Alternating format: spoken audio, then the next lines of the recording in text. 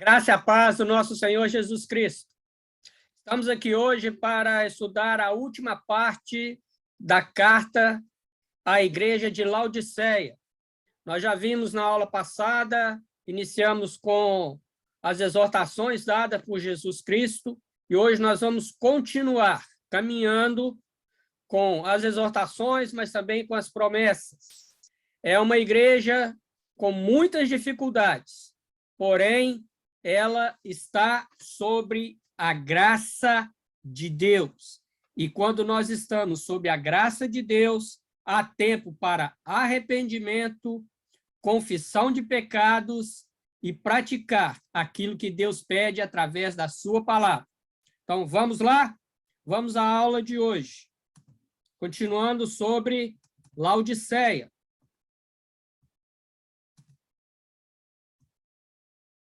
Um momento.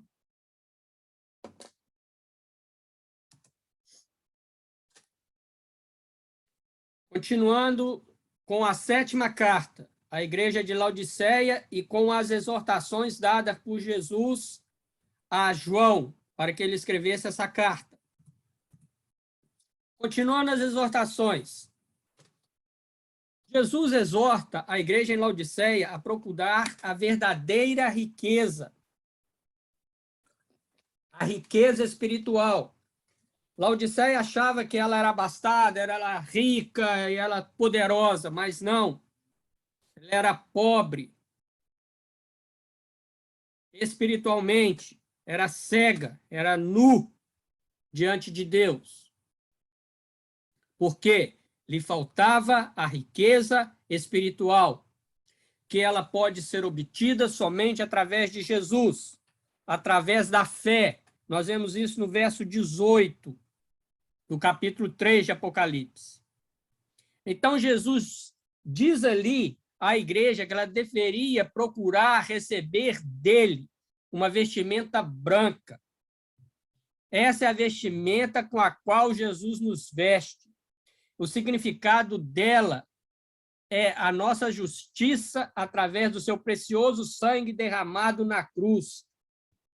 As vestes se tornaram brancas, porque elas foram lavadas pelo sangue do Cordeiro. Finalmente, Jesus exorta a igreja a comprar o colírio e pingar nos seus olhos, para que pudesse ver. Esse colírio, ele tem a simbologia aqui da abertura dos olhos espirituais. Em outras palavras, Jesus diz o seguinte, que a igreja deveria voltar a olhar para ele e não para a sua riqueza material. Mais uma vez aqui, Jesus usa uma coisa que era comum na cidade, porque devido à escola de medicina que havia na cidade de Laodiceia, né, era muito famosa, e ela produzia esse colírio. E esse colírio era usado como remédio, não é? Tanto para os ouvidos como para os olhos.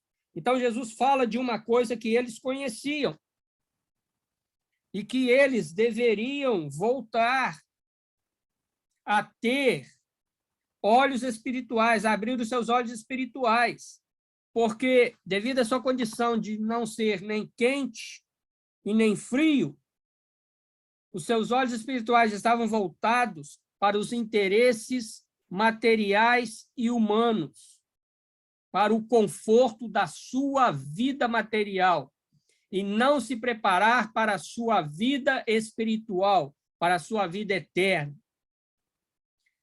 E Jesus, mais uma vez, ele vem com uma frase forte no verso 19. Eu repreendo e disciplino a quantos amo. Sê, pois, diligente e arrepende-te. É uma palavra também para os dias de hoje. As palavras com que Cristo descreveu, né, a triste condição da igreja de Laodiceia, não significa que ele os amava menos do que os outros, mas as suas atitudes, a atitude da igreja de Laodiceia em relação a Cristo era decepcionante. Então, Cristo vem e diz, olha, a minha questão não é punitiva, mas é disciplinadora e principalmente corretiva. atenta às palavras da correção que eu estou te dando.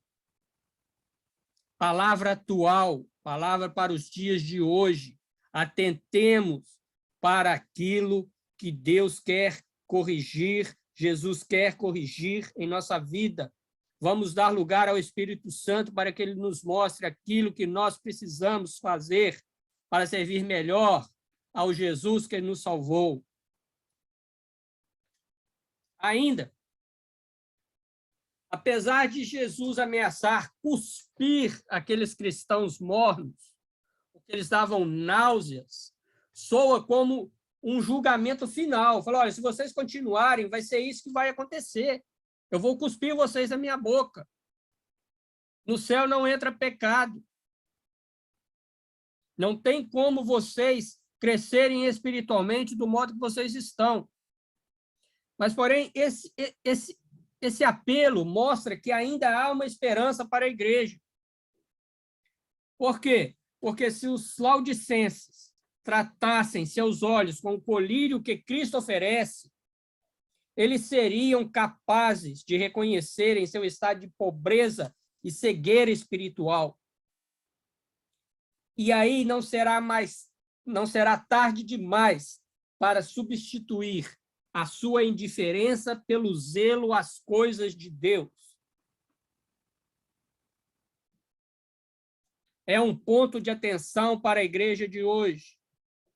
Será que nós estamos precisando de usar esse colírio que Deus nos oferece para nós sairmos do nosso estado letárgico de pobreza e cegueira espiritual? O verso 20, eis que estou à porta e bato. Se alguém ouvir a minha voz e abrir a porta, entrarei em sua casa e cearei com ele e ele comigo.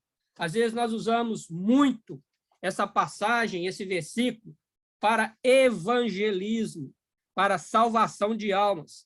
Mas, na realidade, essa é uma palavra para a igreja. A palavra foi escrita para a igreja. E é o momento de nós analisarmos se nós realmente estamos ouvindo a voz do Salvador e estamos permitindo que ele entre na nossa vida e, junto com ele, nos alegrarmos num grande banquete espiritual. É ele que pede, eis que estou à porta e bato. Porém, quem pode abrir somos nós. A fechadura, a maçaneta, é de um lado só, é do lado de dentro. É nós que temos que abrir. É aquilo que Jesus falou enquanto estava aqui na terra, no meio dos discípulos. Ele diz em João 14, 23, se alguém me ama, obedecerá à minha palavra, e meu Pai o amará, e nós viremos até ele, e faremos nele nosso lar. Isso tem sido uma verdade na nossa vida? Temos obedecido a palavra de Deus? Se assim procedermos, nós teremos a certeza que nós seremos a casa de Deus. O tabernáculo santo, ele fará morada em nós, ele será o nosso lar.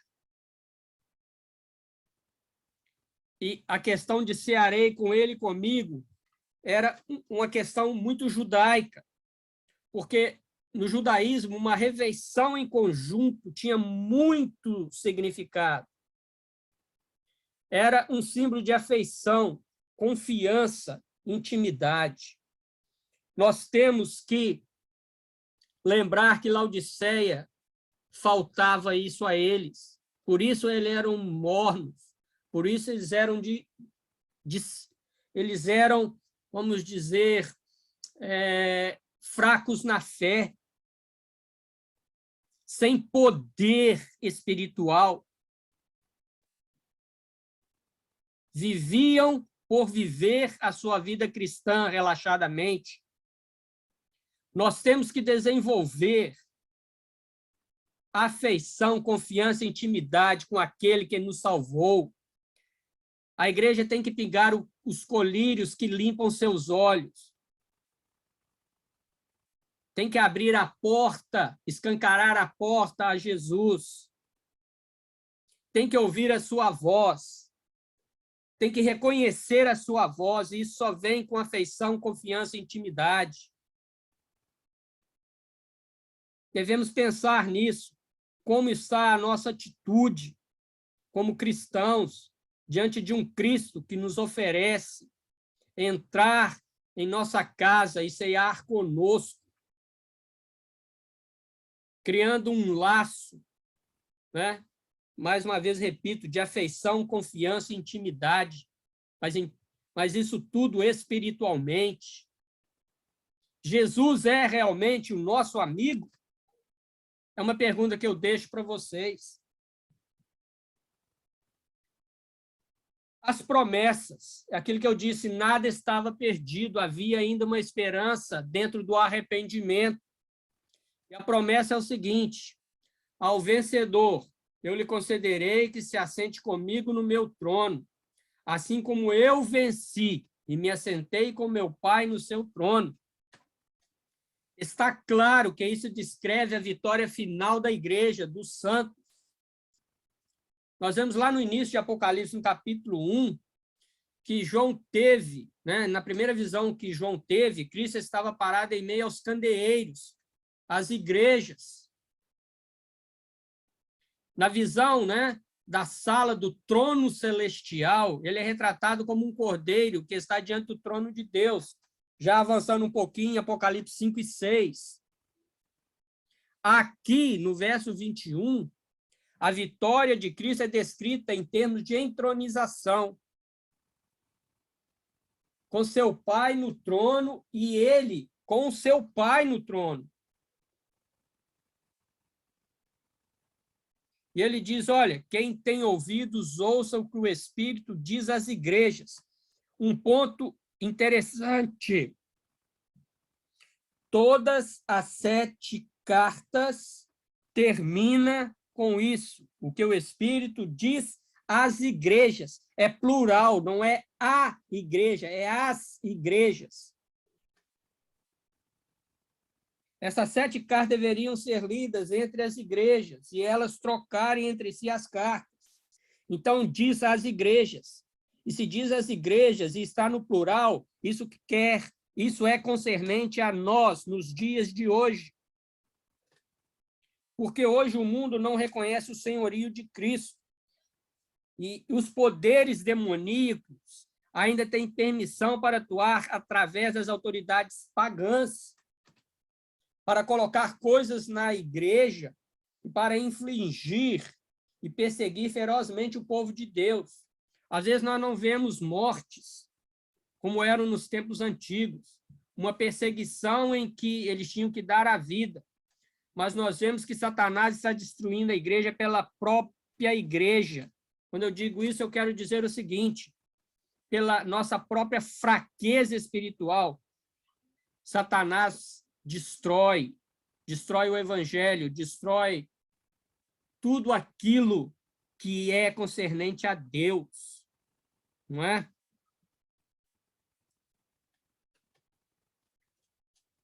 E ainda continua as promessas. A igreja atual, a de hoje, século 21, 2022, mesmo sofrendo perseguições, tanto com os de fora como os de dentro, precisa entender que a nossa situação é aflitiva e é temporária.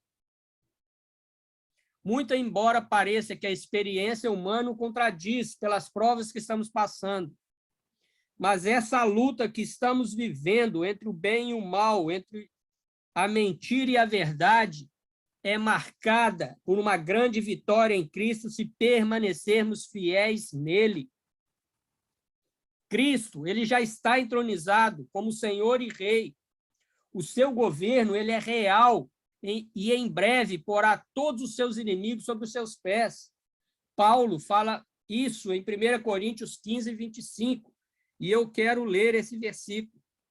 Me dá só um tempo para eu localizar aqui na minha Bíblia. Localiza na sua aí, ou no seu celular, 1 Coríntios 15, 25. Diz o seguinte: porque é necessário que ele reine até que absolutamente todos os seus inimigos sejam prostrados debaixo de seus pés. Amém. Essa é a esperança viva e eficaz que nós temos, que ele vive, que ele reina e que ele colocará os seus inimigos, que são os inimigos da igreja, prostrado debaixo dos seus pés, não dos nossos, mas dos dele. Ao vencedor é dada a certeza que ele participará desse reino, quando ele for estabelecido integralmente. Todos os discípulos fiéis hão de vencer. É uma promessa e ela vai se cumprir. Nós temos que entender isso. Se somos fiéis, ele é fiel e justo para conosco. Isso é uma promessa. E a promessa tem se cumprido. E ela vai se cumprir integralmente na vida da igreja, que é fervorosa, que ensina o verdadeiro evangelho, que pratica as verdades bíblicas.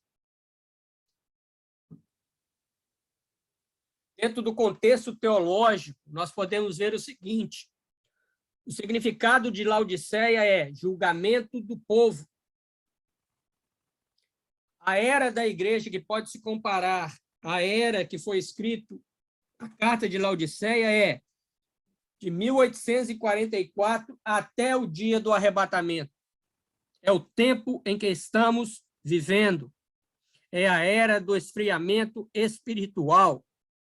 É a era de termos atenção redobrada quanto ao nosso comportamento cristão.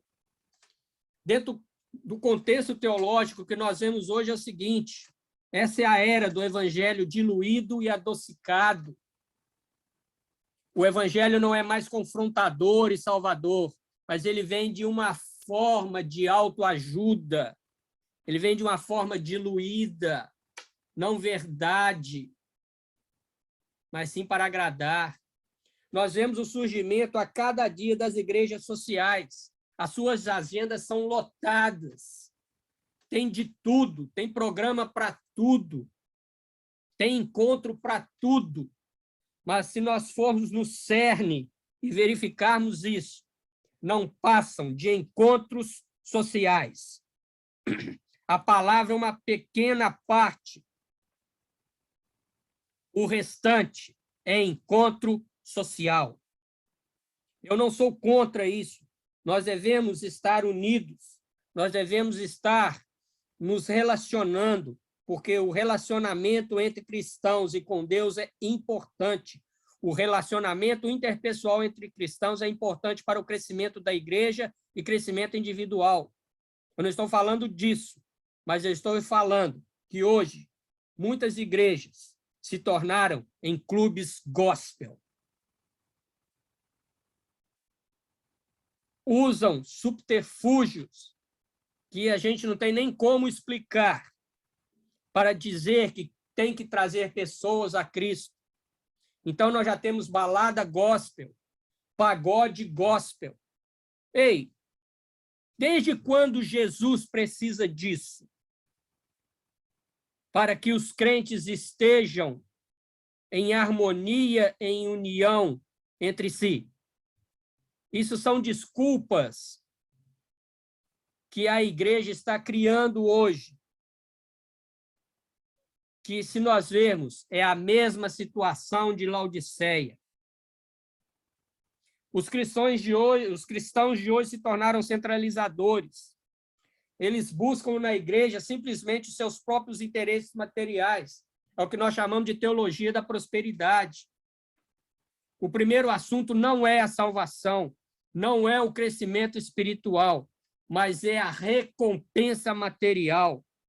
Eles estão preocupados naquilo que eles precisam e não o que Deus quer fazer na vida deles.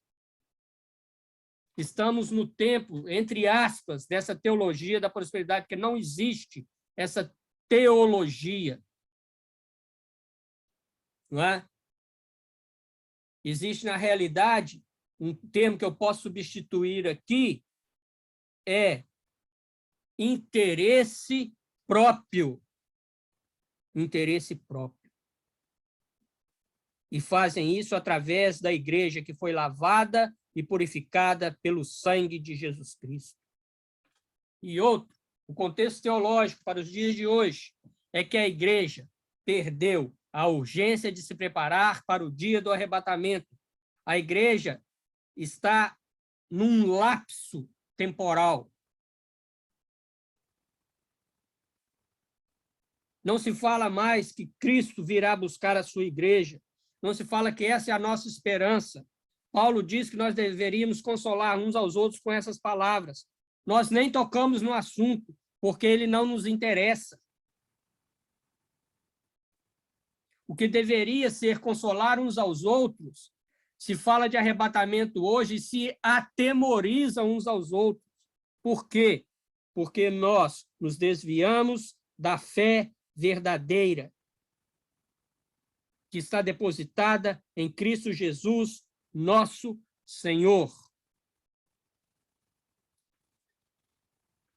Próxima aula, nós vamos dar um resumo geral dessas 7 igrejas, e eu quero que você esteja comigo, esteja me acompanhando, porque é importante, e o nosso aprendizado, ele sempre vem da Bíblia. Nós tentamos sempre buscar a verdade bíblica. E se isso está acontecendo em nosso meio, ainda é tempo. Precisamos de reavivamentos. Primeiro em nós, para que isso depois aconteça na igreja. Precisamos de uma fé pura e verdadeira primeiro, para que depois nós possamos transformar almas. Então, é um momento de reflexão. É um momento de verificarmos como está a nossa vida espiritual diante de Deus, de Cristo, do Espírito Santo e da igreja. Porque há ainda tempo de arrependimento. E Jesus está de braços abertos, como sempre esteve, para nos receber e para nos ajudar na nossa caminhada espiritual nesse mundo. Que Deus nos abençoe. Fique com Deus. Até a próxima aula. Espero vocês. Bye, bye.